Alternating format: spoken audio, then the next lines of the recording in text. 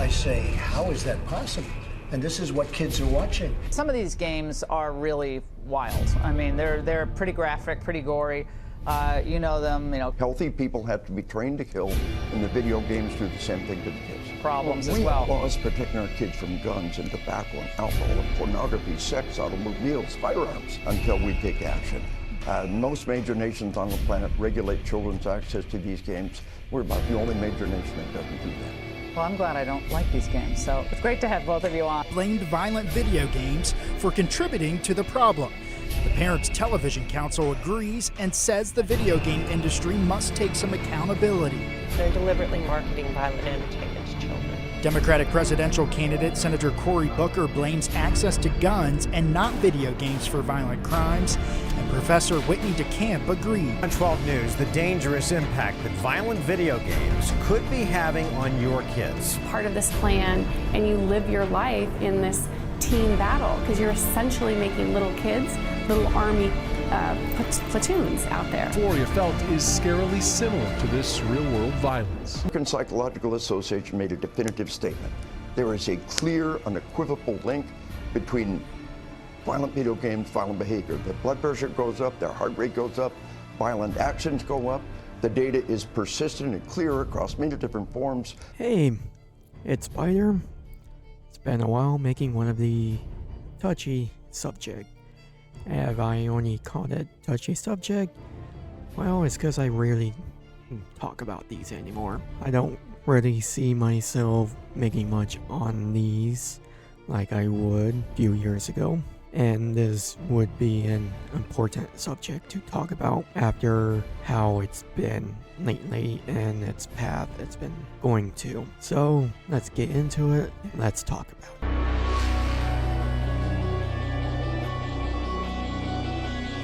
After growing around the internet and just seeing how it's been shaping over the course, it's been for the good and it's been for the worse. For those who never knew what the internet was before, let me just do a quick rundown, a quick recap on what it used to be. Internet back then was really small compared to what it is nowadays. YouTube wasn't much of a thing until 2006, and not many knew much about YouTube. Same thing with Twitter and Facebook, and Facebook was a thing in 2004. Similar thing with Twitch in 2011, if you remember Justin TV. Same year, their name changed after Amazon bought it. As I can remember with these platforms, used to be more about socializing, sharing funny moments, or even just watching the gameplay that's just enjoyable, fun. From the time around 2010s is when the internet was getting a bit bigger with popularity and being recognizable as it was growing up as well. Fast forward to now, you can see how much it's been vastly different and how worse it's been heading towards. I'll be talking a bit more on the subject once it gets closer to the censorship that was becoming a thing 10 years ago, 2015. Back when people call it Gamergate. Just seeing the internet is heading towards, since it hasn't been great, especially after 2014, maybe 15 if you want to go further or not. As even myself would like to go back to the era when it was just more calmer, less stupid, less drama, and just wonderful time period. I also will be discussing that a little bit further from its origin and as well where we are today.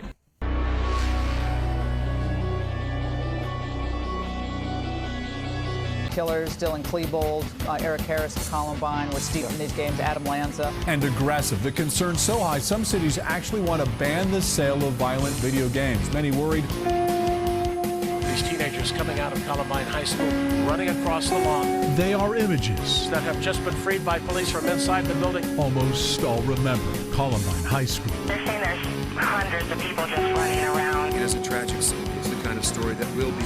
A theater in Aurora, Colorado. It sounded like madness to me. Callers indicating she thinks there's someone shooting in the building. Sandy Hook Elementary. Evil visited this community today. Response for multiple gunshot victims. And Isla Vista, outside UC Santa Barbara. How can this go on? What are we thinking? The link between violent video games and mass murders is undeniable. You know, more exposed to these violent games, they are going to be more aggressive. Across the country this week, America's love affair with violence is under the microscope. Then came a nighttime TV ad for the video game Hitman Absolution, which led former top Obama advisor David Axelrod to tweet, "Shouldn't we also quit marketing murder as a game?" By the 1980s, it was Tipper Gore versus Twisted Sister's Dee Snider over the issue of suggestive rock lyrics. The U.S. Supreme Court already has, in striking down California's attempt at a violent video game law. Games, movies, music, comics, easy targets amidst a moral panic. With games like BMX XXX and Dead to Rights, where women are killed for sport, vulgar language and partial nudity are the norm. Our parents' bingo and bowling, this is not. But these games are available in stores across America, and despite age restrictions, children are still buying them, playing them, and in advocacy groups being influenced by the violence. I am issuing for the first time ever an overall grade of F. The National Institute on Media and the Family, which monitors video game violence, gave the industry its lowest rate ever, saying the games have become more graphic and more violent, especially against women. Case in point, Grand Theft Auto Vice City. Okay, you proved your point. Now get lost. I want to make these as a separate parts of the history that's been happening between media and the games. To some extent, gun policy too. Censorship has been around as far as the 90s with Mortal Kombat at the very start. And that's the true start of it all. In the very first Gamergate, as the one I would rather label as Gamergate 1 compared to 2015. As that's the one that started it. Depends on how you look at this. Can be seen from an angle that games like Mortal Kombat was being displayed in places where kids can technically see it or play it because there was no age rating around that time still. This was way before the ESRB ratings. This was the start from parents asking to boycott, I will say again, boycott Mortal Kombat because of its graphic theme, and that's what spawned ESRB rating to help protect the gaming side. Then towards the end of the 90s to the early 2000s, there was another issue with gaming that now also the government wanted to censor. The target this time was the original Doom after the horrible event that took place at the Columbine School called the Columbine School Shooting, and that's in 1999. The two boys leading up to the event, Harris and Clay both played Doom and were making maps/mods for Doom to a point where they started recreating their own school. After the event that took place in 1999, that the media and government were blaming video games being too violent, while other medias like the movies, TV shows, or even books were just given a pass when they were just as well having the similar content just as the video games were. There would be some time for big news to break out about the video games, and this has been happening throughout its time. It's been non-stop fighting since the 90s. Please keep that in mind. No one wants any of these games censored. No one wants these movies censored. No one wants any of this. This just has been happening for a long time. I also want to end this part of the war on the gaming censorship with Call of Duty Modern Warfare 2. That game opened up floodgates on wanting to ban video games again, and overt censorship was brought up in 2009 with Call of Duty Modern Warfare 2, the mission No Russian. This would be the time that the internet would have picked up things across platforms like Twitter, and you guys are more welcome to correct me on that, or Facebook, the two popular websites around that time. As I could remember, and even with the research I was doing, as this was more quiet and down low, but still didn't stop there for the gaming side and its war with censorship. It continued after that, so that did not end there. It's not gonna end anytime soon, like what people are saying now these days.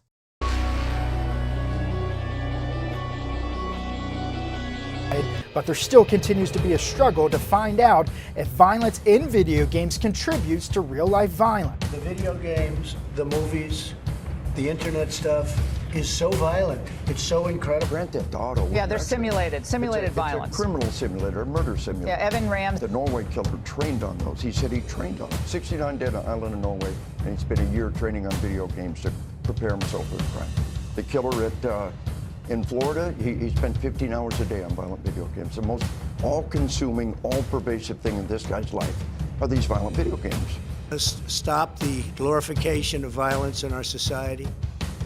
This includes the gruesome and grisly video. So I do hope that helps what's been happening in the first part, as this is where we are going to continue into the part 2 from what we are today. So this is where we come to now of what war of gaming has been for the last 10 years, with everything was being used like YouTube, Twitter, Facebook, or Twitch. How I want to start with this is the original quote-unquote Gamergate that people called it back in 2015. The most controversial game people will know is a game called Hatred, as that's the first game that's non-sexual to get an adults only rating, then pulled off from store shelves. If I go with how much I remember about 2015, when problems was going on, was that political figures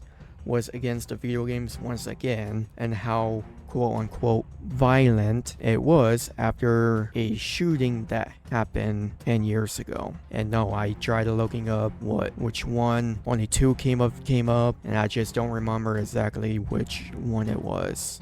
This was before the other shooter that started calling for subscribe to PewDiePie, as that one took place, I don't even remember now, that's how long ago it's been. That's when they were all wanting to ban video games because they thought, politicians thought, this is what games has been causing, when they have no visible or legitimate proof of it. This was all over Twitter as well around that time, as I think YouTube too. And when I was doing, like I said, research, I could not find much, and that might be because it's been buried over time. Everything started to stay low and quiet since though, as 2015 was the really big talking point with gaming and censorship. If you remember around that time, that was also around the time that Donald Trump wanted to ban video games, as there was no proof. This was when he was running for election. I remember exactly with this. A lot of people had voiced their concern, voiced their opinion on it. Even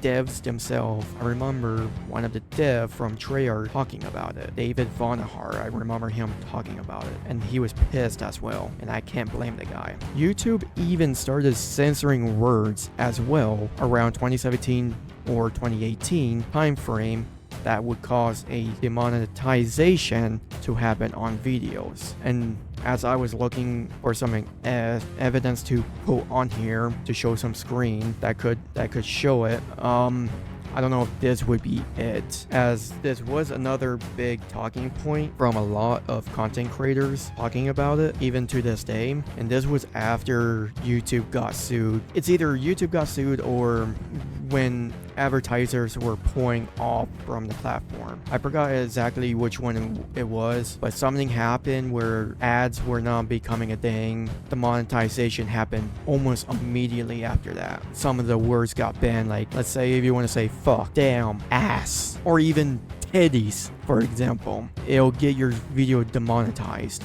And that's another shit show of censorship that was also happening around that time. Everything that's happening last few years since then and since 2020 has been only getting worse with censorship, whether it's through government about the pandemic that happened, higher-ups from the gaming side, or these radical activists trying to change games or any of the brands to a point of removal. I do plan on leaving some points here and talking about a couple of groups that's been fighting gamers to this day with heavy pushbacks as they deserved it.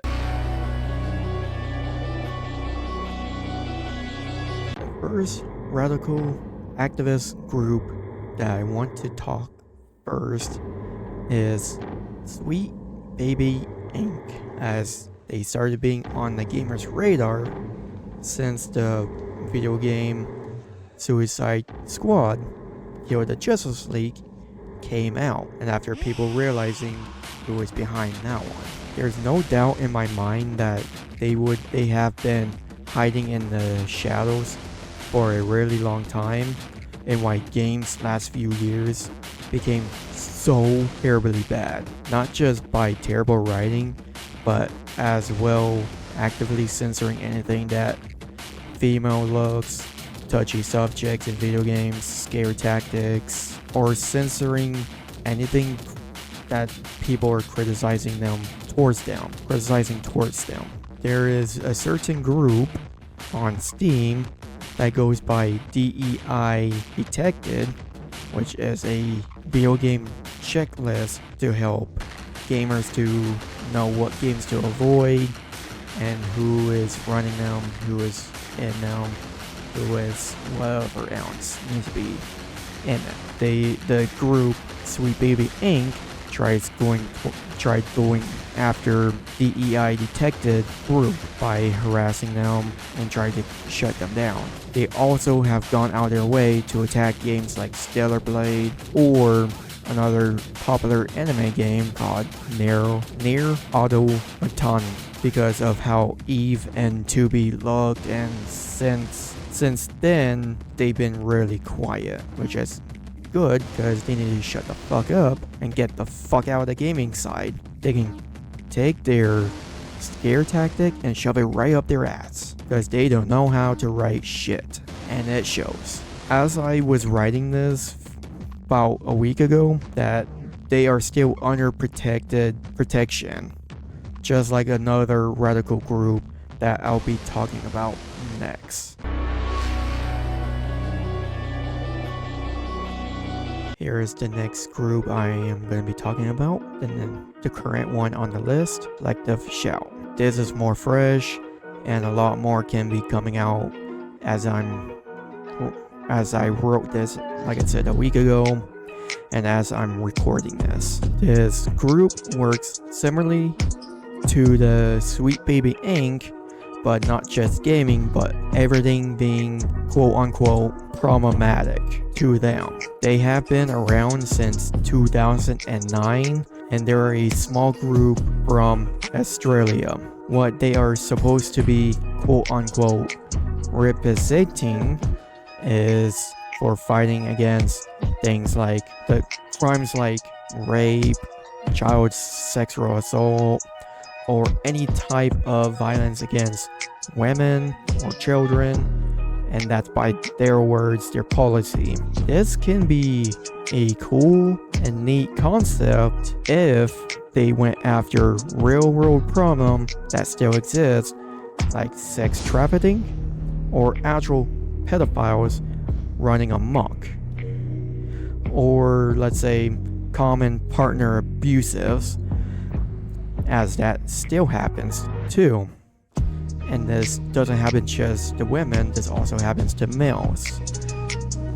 There's two sides to everything, and that gets overturned when you look at their history with banning non-problematic games like Grand Theft Auto 5 or Detroit Become Human, while defending a movie called Cuties that was coming out back in 2019, I believe, on Neffex, which is what they're supposed to be fighting against for, but with how stupid they are, they defended it. Their recent actions has been against Steam and later on with itch.io after sending threats and harassment to their money providers, the money makers Visa and MasterCard. On their website too provides the dangerous on their website as well provides a dangerous slope that should never be crossed, and why it has only worked because of it. On their website, when I was trying to look it up,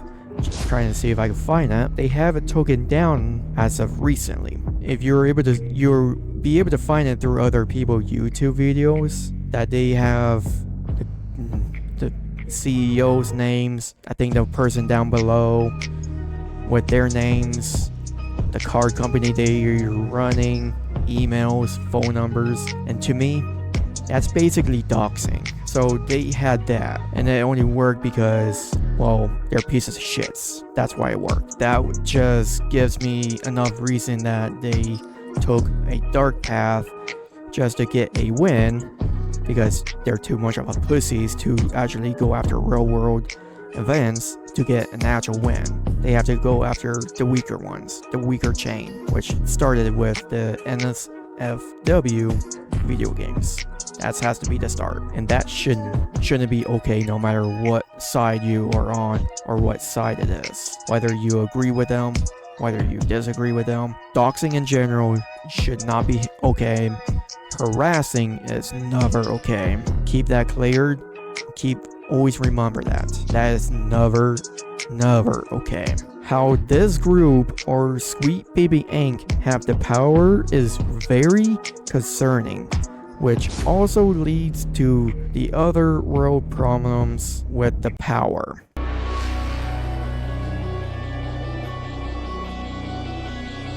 I have already touched a bit from the two activist group, Sweet Baby Inc. and Collective Shout, with the censorship and between the recent event with Visa and MasterCard, but there is more in the play besides those two groups. If you were paying attention from the censoring part 1 that I've mentioned about the government and how they've been trying to crack down things like the internet and the gaming as a whole. And just do a quick refresher, 1992, parents were calling to ban Mortal Kombat. 1999, the government wanted to ban video games. 2015, they also wanted to ban, throughout the years, 2015 the most, they want to ban video games and guns. So that's been happening as of late, and what's been happening. So now currently with United Kingdom or other parts of Europe has already passed a bill similar to United States outdated bill, which would be Hope COPPA from the 90s era when that was becoming a thing. And after doing a little bit of research, they definitely are doing another one, Kids Safety Online Act. Their main quote-unquote focus is to protect, quote-unquote, protect the children, which I have a hard time believing that. But okay, whatever at that point. But everyone can see that it's more about control and power than it is to protect the children. If you watch any people's video, they would tell you exactly why it's harming the kids, why it's not doing much, and why it would be doing quite the opposite. Like I said, like everyone else is saying as well, they're not here to protect you, they're not here to protect the kids. They are here for their own intention. They're here to data mine, they're here for your ID, and they're willing to sell your information to places like China or Russia. That's why we don't ever trust these governments. That's why we have to be voicing our opinion quite loudly, and that's if it matters at that point. If you pay attention to what happened with UK, they're ignoring the petition, and I'm going to discuss that a little bit later. As for now, it's only happening in UK, Ireland, France, and Finland. That's having an effect to not just regular people, but as well artists. As of recently, like a couple of days ago, like I said when I was writing this, Spotify has now been hit with this age restrictions, and this is where you should start thinking that this wasn't about the children at all, and that's why it's about power and control. There is literally no porn on Spotify. There might be a chance of explicit music, but there's nowhere near like what porn is. So that's where it's coming to fruition that this is more to do with power than it is of protecting the children, because this is getting really damn ridiculous, really stupid. Visa and MasterCard is in similar position now after some games being removed from Steam and whole backlogs on itch.io. And as I'm recording this, there's been some reports that they are letting them back on their website, but on their free to play instead of being paid for. So all they want is power and dictatorship on what's okay and not. It should be up to the people when it comes to spending how they want, even if it's not morally right. That's illegal. It's up to the parents to watch over their kids and monitor their electronics. It's not up to these credit card companies. It's not up to the governments to watch over the children. It's the parents' responsibility.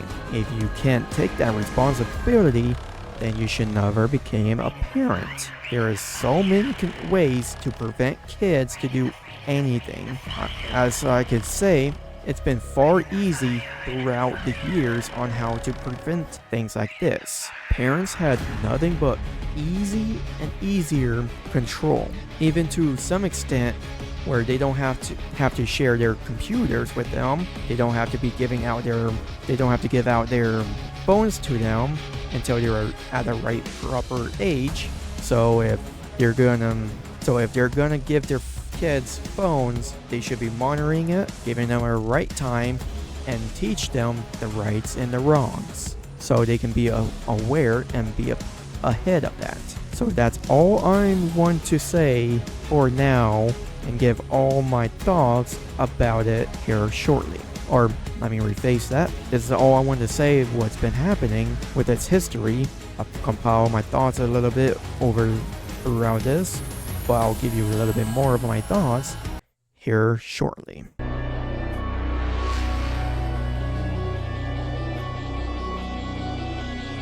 So this is where we're starting to conclude today's video, or this, whenever this goes up or whatever. So that's all what's been happening as of late. I was debating on making this and decided to say, you know what, fuck it, I'm gonna make it. I've been seeing too many stuff and I'm like, what, might as well, because I don't think so many people knows the history of what's been happening, especially the last 20 years. Let me rephrase that. They're about 22, no, we're 2025, right? About 26, maybe 27 years. It's almost been 30 years since this has been happening.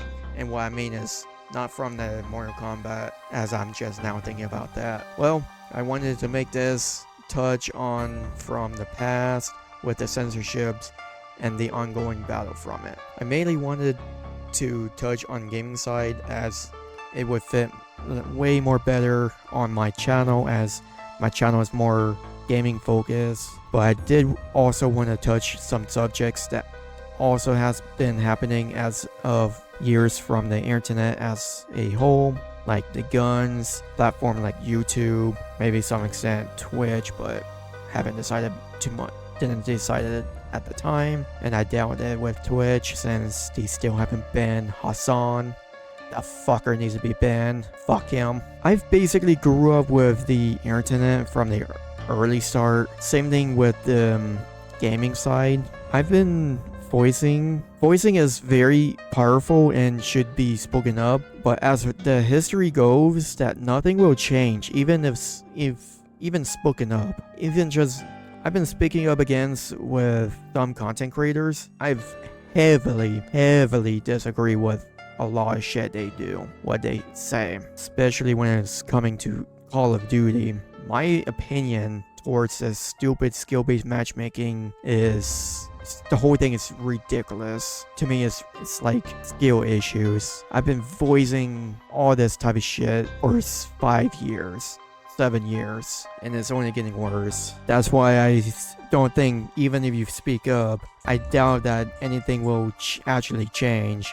But we'll have to see with this one and see what will change with this one. There was also a petition for United Kingdom around the time I was writing this, was over 460k signatures just for the government to spit on it. So that's another reason this is why I think some of the petitions would not work well. That's why I'm not really seeing much from the, what was it called, Stop Killing Games. I have yet to see much of anything after that, especially when it came to government. Nothing has been really done with that. All in the past, when I saw the petitions going out for different things, whether it's gaming or whatever, they never succeeded. They always get thrown under the bus, basically, forgotten. That's why I don't think some of these would work after being on it since 2009. History will always repeat itself, regardless who it started from and who ends it. Like I was mentioning with the petition, as I've been seeing and hearing of different petitions won't exactly work. And with this one, I already knew it wouldn't work from past history of these petitions getting signed just to go nowhere. Like I said, going under the bus, being left forgotten. There will always be different sides and angles to this. Voicing concerns is always looked positively, and I can see that, but there's also a downside as well that most people will take, like Sweet Baby Inc., Collective Shout, the government, or even you, the viewer, would take. I'm not gonna say everyone would take this, but as I've been seeing with what people are doing with Visa and MasterCard, it's not a pretty road to go down on. They should have been more smart about it. A dark path to call or email certain companies and just be completely rude. I'm sure you guys seen the phone numbers and emails with card companies spread around. This is me personally, I do condone voicing concerns about it, the worry about it, but you still have to be careful and not go down to the dark path when it comes to it. Making voice to be heard and peaceful while making some concerns, but never go out your way to harass or be nasty little shit. And going down the dark path that Collective Shout did, which basically harassed. And from what I've been hearing is when they were getting overwhelmed stuff, I'm pretty sure that's what Collective Shout did. That's not the dark path you want to go down. That is never okay, and that should be something you should always avoid. There's a better way to criticize and be critical than take the dark path and just go out your way and harass them. Any YouTuber out there should have been clarifying that and should have been saying, hey, I don't condone harassing and all that shit. Here's the email and phone number.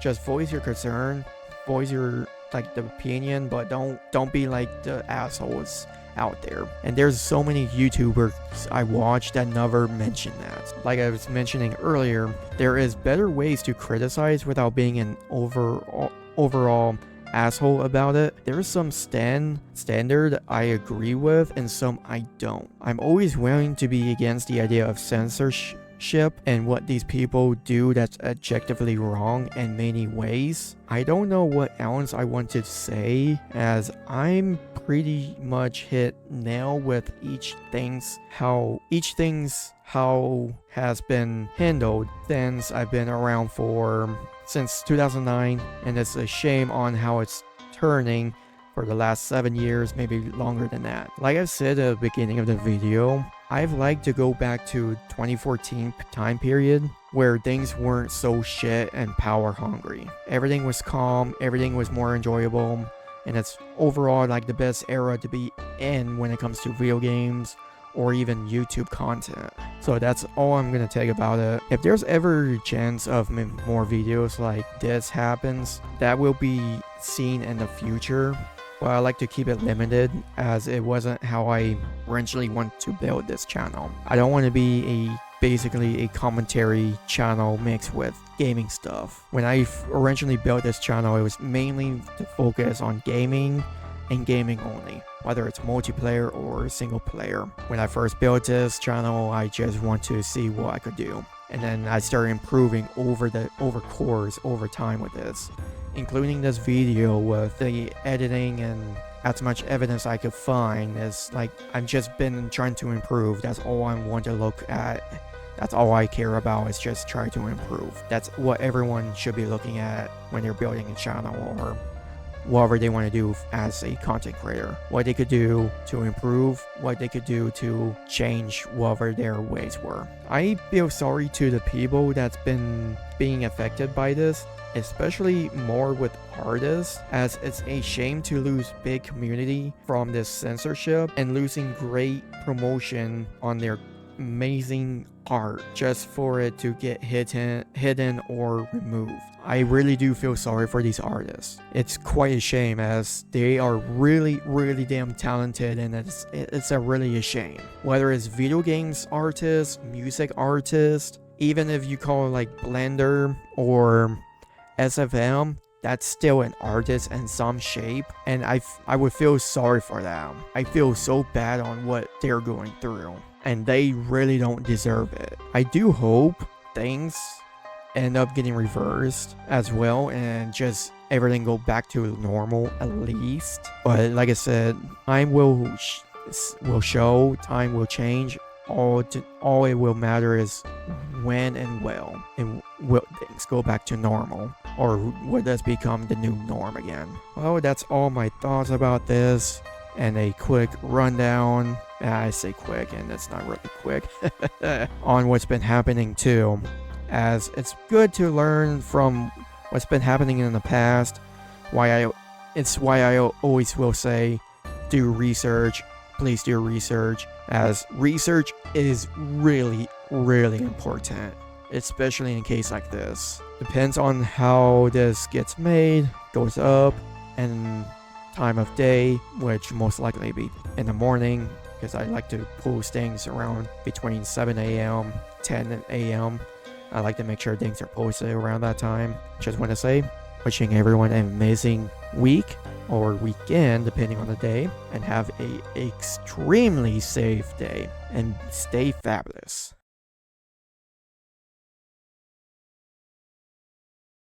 The Entertainment Software Association, a trade group for the video game industry, refutes those claims. In a statement, they said numerous scientific studies have established that there is no causal connection between video games and violence. The Entertainment Software Association says video games actually have the opposite effect and positively contribute to society. Well, I mean, I'm not supremely worried about it, just because the consumption of these violent video games has been going up continuously since the early 90s, and yet youth violence has been going down since the early 90s. The correlation actually doesn't fit. It should really be up to parents. I'm not sure the government should be in the business of stepping in. In 2011, Justice Scalia, in a majority decision 5-4, found that it was actually unconstitutional for the state of California to regulate the capacity of parents to be able to get these video games for their kids, or even for kids to get them themselves without parental permission. You saw that as a content violation under the First Amendment. Many experts believe these games, while not the cause of violence, are an ingredient. Correlation, not causation. The fact that violent crime is down is not true. In the last Are they using these? Experts say use the ratings on video games as a guide, but watch them first, then decide if you want your child playing them. And while there is no direct connection between violence and video games, I think there's a question of parental authority, and I think it's a question of how we as a society choose to raise our kids. kids, not necessarily a question of governmental regulation. And the problem I have with the president getting involved is whether this is going to be a cultural issue or is this a regulatory issue? Is this an issue where the president tries to promulgate some sort of legislative response, or where we're supposed to think that the government is going to step in and fix all of this? Kids play less of this, and we have a pretty robust rating system on video games as well. I hope it gets more robust, and I hope more parents take responsibility for the crap their kids are putting in their system. There's no evidence to suggest that exposure to violent video games is associated with violent criminal behavior. He has a name for the outcry over violent games that sometimes follows a mass shooting. He calls it moral panic. Whenever a new form of media comes out that particularly older generations don't use and don't understand, it's very, very common for that new media to be blamed for a variety of social ills. According to the video games industry, 83% of these games are bought by parents. Parents are the gatekeepers. They are already there buying these games. We don't censor the products. We don't tell parents what they can and can't buy for their children. The game doesn't make the kid violent. The kid makes himself violent. In the 1950s, it was comic books and a full Senate hearing over the belief that they were making America's kids turn violent. What are we afraid of? Are we afraid of our own children? Do we forget that they are citizens too and entitled to the essential freedom to read? Or do we think our children so evil, so vicious, so simple-minded, that it takes but a comic magazine story of murder to set them to murder, of robbery to set them to robbery? These studies have been rejected by every court to consider them, and with good reason. They do not prove that violent video games cause minors to act aggressively. What I recommend is your kids are going to play games, play it with them, so that you can really be there to answer questions and help them through that. And then you have to make a decision as a parent what's right for you. As a society, if we focus in on the wrong issue, if we focus in on something that is a red herring, that is not going to help anybody, that can really distract the national conversation from serious issues.